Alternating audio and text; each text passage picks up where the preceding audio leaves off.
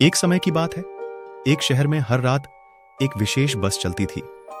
इस बस का कोई मालिक नहीं था और किसी को नहीं पता था कि यह कहां से आई और कहां गई।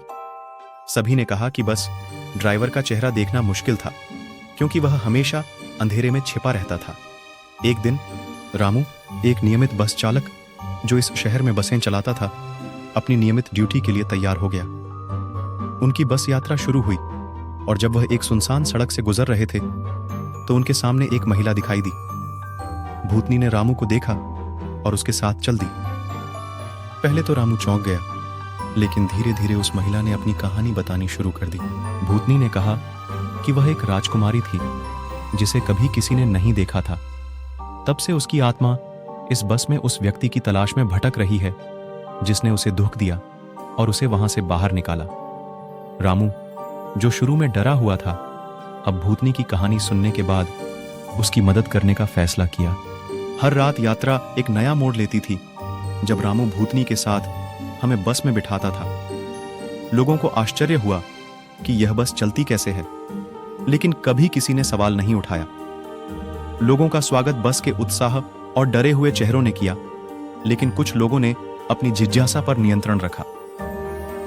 एक दिन एक नगर प्रशासन ने निर्णय लिया कि बस के बारे में जानना महत्वपूर्ण है।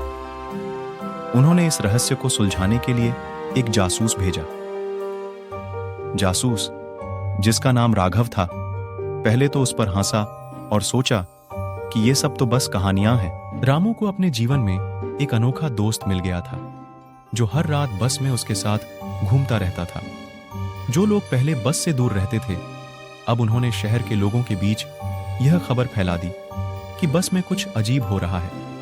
कुछ लोगों ने अपने अनुभव साझा किए, लेकिन सभी जानते थे कि यह रहस्य सिर्फ रामू के पास है। समय के साथ यह कहानी बढ़ती गई, तो एक दिन रामू ने अपनी कहानी अपने बेटे को बताई। उनके बेटे ने आश्चर्य से सुना और निर्णय लिया कि अब इस रहस्य को सुलझाना उसकी जिम्मेदारी है। वह जासूस राघव से मिला और उसे सारी बात बताई। राघव फैसला करता है कि वह इस रहस्य को सुलझाएगा, लेकिन इस बार रामू का बेटा भी उसके साथ होगा।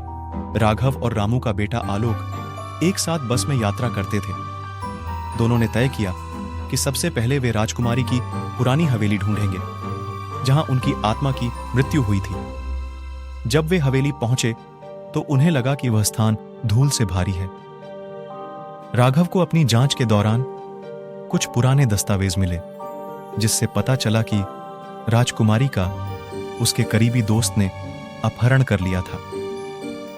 वह दोस्त उससे प्यार करता था, लेकिन उसने उसके परिवार की संपत्ति पर कब्जा करने के लिए उसे धोखा दिया था। धीरे धीरे उसने सारे रहस्य सुलझाए और राजकुमारी की आत्मा को शांति मिली। इसके बाद बस सामान्य बस की तरह चलने लगी। रामू फिर से नियमित ड्राइवर बन गया, लेकिन उसके जीवन में कुछ खास हुआ। उसने एक भूत से दोस्ती करके उसकी मदद की थी। यह कहानी बताती है कि कभी-कभी हमें मानवीय रहस्यों का सामना करना पड़ता है, लेकिन अगर हम साहस के साथ उनका सामना करें तो हम उन्हें सुलझा सकते हैं। हर रहस्य में एक समाधान छिपा होता है। उसका उपयोग केवल इंसानों को ही खोजना होता है।